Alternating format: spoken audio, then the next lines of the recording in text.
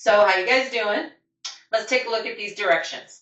If f of theta equals sine of theta, and g of theta equals cosine of theta, where theta is pi over 3, they'd like you to find, so they give us two things to find, f of theta and g of theta. Okay, so you're like, but they gave me f of theta and g of theta. You're right, they did.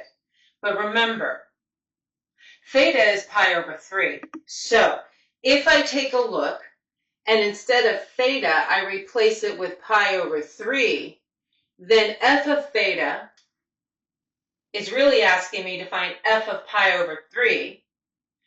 And that equates to me finding not just the sine of theta, which is what this equals, but it's actually asking me to find the sine of pi over 3. Good? Okay, so it's basically a fancy substitution notation, if you recall.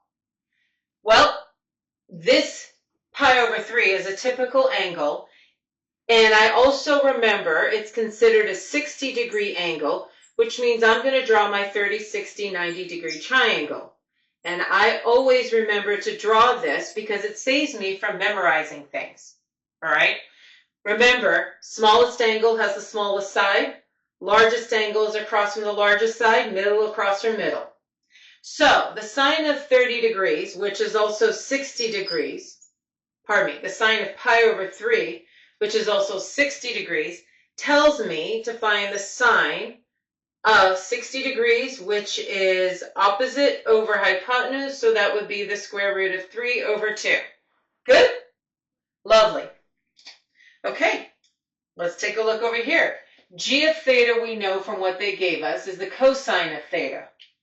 However, theta in this case is pi over 3, so we're asked to find g of pi over 3, which means I'm literally finding the cosine of pi over 3. Well, we've already determined pi over 3 is a 60-degree angle. So now that it wants me to find the cosine of it, cosine is adjacent over hypotenuse, which means this answer would be 1/2. Cool? Loving it. Okay, I have some examples coming your way.